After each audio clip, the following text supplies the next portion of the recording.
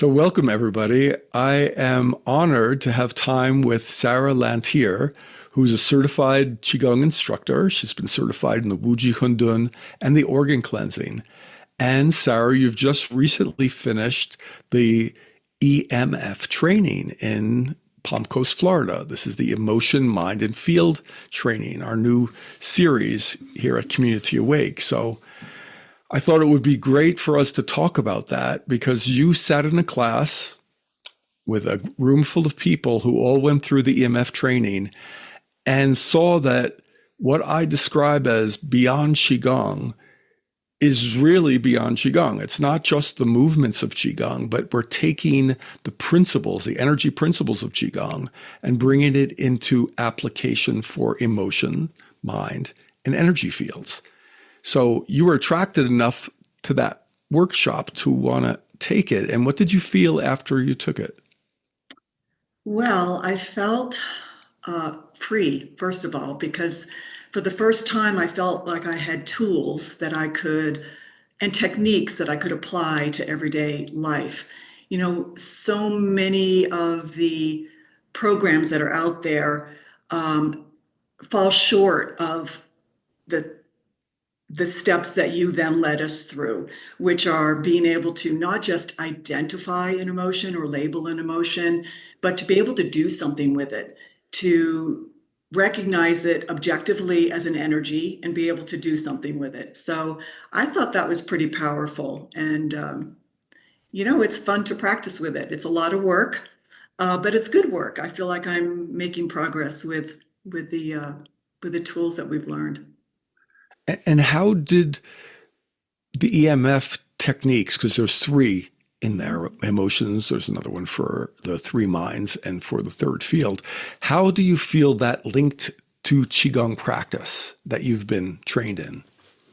Well, for me, it was the next step in my Qigong practice.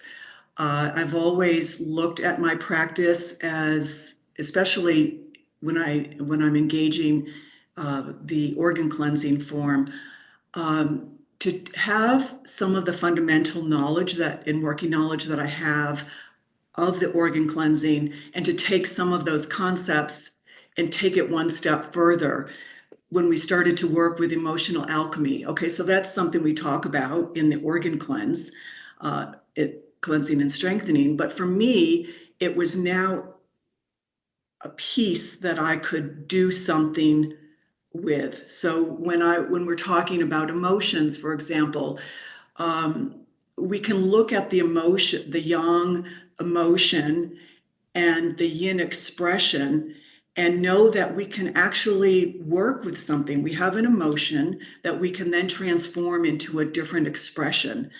And for me, that is really putting it to good use, into real life application. So that for me was very helpful. Yeah, because in organ cleansing, of course, we work with the five elements and the five emotions. And we know that Qigong can help to harmonize the yin and yang organs in the organ system for the kidney, for lungs, heart, and so forth.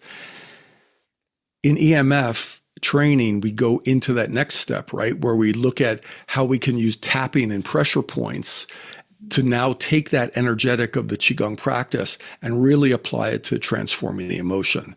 Now, we do that too with the minds. Now, what did you discover in our three minds when we have that module with the EMF? Well, the three minds was an interesting part of the workshop. For the first time, I saw them as my teammates. I Mm. saw the three minds as the players, the actors in my play of life called Sarah. And so it didn't diminish their role, but it brought awareness to their role, and how it becomes an opportunity in that moment when I could see the conditioned response of the intellectual mind stepping up. It gave me an opportunity to use a valuable tool to tap and to come back to my heart and to heart center, and to slow it down, and to then move into the ability to respond from an intuitive mind place. So I was able to see how they're all interwoven, not good, not bad. They're just players in the Mhm. play, and to then be able to use that as an opportunity to say, okay, I'm veering off course. Come back to presence, come back to heart. And I have found this tapping right here as like a landing point for me. It just slows me down, brings me back into my breath, brings me into the memory of heart resonance, and then I apply it. Great.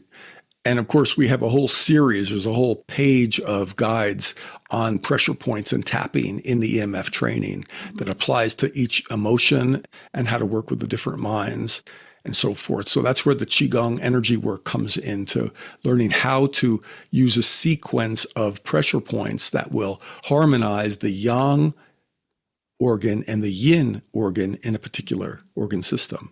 And then the third part of this is the third field. And for the EMF, to me, each of these are important. The emotion alchemy is super important. The three minds, understanding our conditioning and how that's been holding us back from thriving.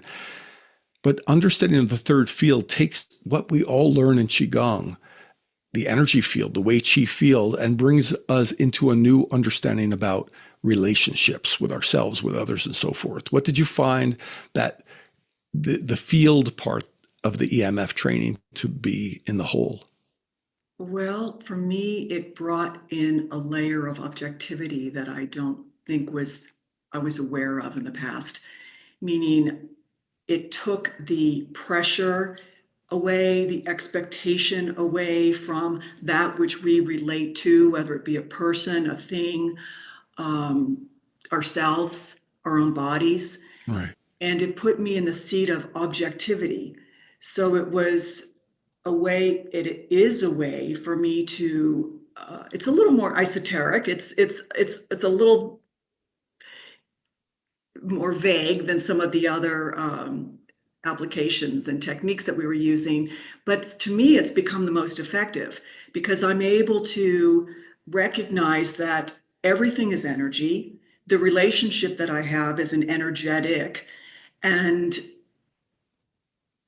to objectively take a situation as an example and place it into this field. I call it my cauldron. I kind of view it as a energetic pot of soup.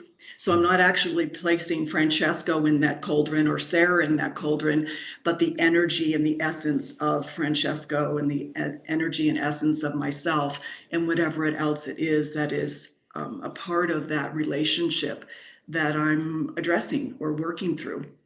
Beautiful. Yeah, I think so many people who have now taken the EMF training have shared with me that they never really understood how deep this message of energetic relationships is in their life, that we have an energetic relationship with everything. And yes, we learn that in Qigong, right? This is the fundamental part of Qigong, learning our energy, how to harmonize our energy, how to activate Qi. But when it comes to other people, when it comes to our body parts and our organs, Mhm. until we understand what that third field is, and we go into that, we have to spend a whole day on this in the EMF training to understand how to activate that field and what we bring into that field in heart resonance. And I think that really gives me a lot of hope when I watch people understanding how to build kinder, better, deeper, more heart resonant relationships. So when we look at that, how did you find each of the E, M, and F work together? When I first came back home and started to apply these techniques, um, I challenged myself to address and to work with each tool. Uh, I wanted to default to the third field because I see Right. the potential in that. Um, and yet I realized that there were other things that were attached to that that I perhaps wanted to clear or transform first. So as I put this to practice, I would work through the sheets. For example, the emotional alchemy sheet. I'd work with the alchemy sheet that you've put together as one of our tools. And I would speak it out loud. I would use it in a way that I could hear myself articulate and become familiar with the languaging and the re-languaging, actually, that we are invited to do with these worksheets and through this whole technique that we're learning. So initially, I was going through the steps of, let's just say I was triggered by something and I wanted to, I would first identify that as an intellectual mind or a survival mind, conditioned response. I would work through that process. I would then take it and channel it through the next process, which would be the emotional alchemy, and play with that. So I've tried to play with it. I've tried to experience it in all three ways so that I could come up with my own unique practice. I think that's the important piece of it is you've given us the tools to work with, and now we have to hone those tools to work best for us. So I've enjoyed doing that part of it, really playing with it.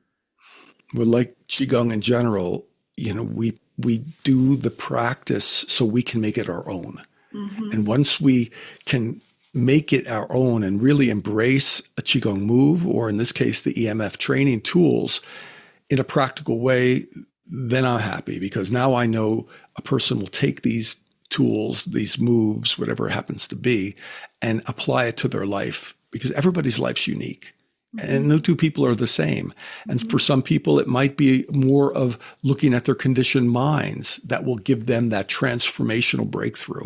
For another person, it might be the emotion alchemy piece because they're more sensitive, emotional people. And for somebody else, it's the three minds mixed with emotion alchemy so they can go into the third field really clear and be the best person they can be in a relationship with their body, self-love, or another person. So to me, this is why I call this Beyond Qigong. So we can take what we know in the Qigong energy principles and bring it into a really practical application for what we all deal with, which is life and the chaos of life and the challenges of life.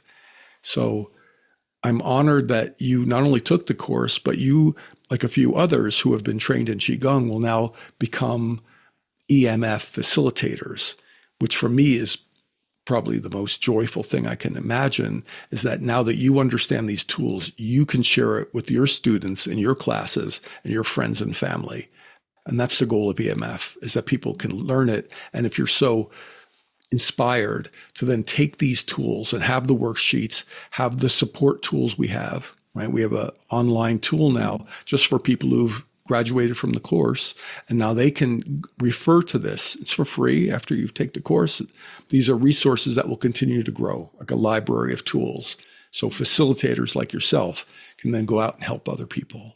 So I thank you for making time today, Sarah, and to be here to discuss this. And I hope we can do it again because this is an evolutionary process.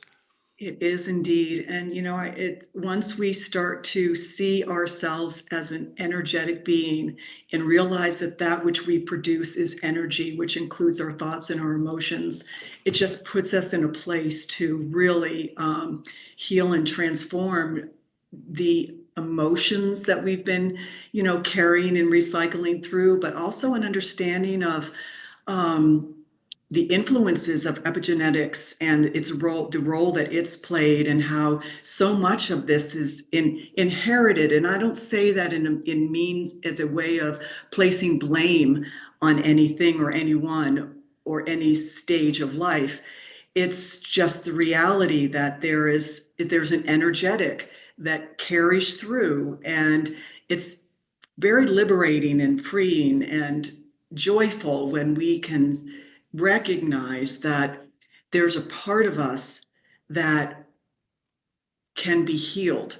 And when we're healing that part of us that we're healing, perhaps our ancestral line, I mean, it's pretty powerful. That's beautiful. I find that a lot of people didn't expect that healing and harmonizing our ancestral lineage was part of this training, but it's a critical part. As you said, epigenetics can't be disassociated from our ancestral energetic. And when we can make peace with that, so many people feel so free and they understand that the emotions they've been experiencing may not have been what they thought they were. And that's the journey. So I pray we can all learn and use these tools and share them with others. And I thank you so much, Sarah, for all you put into this and to support the My community joy. as you do. Thank you, my joy. Thanks for having me today. Peace. Peace.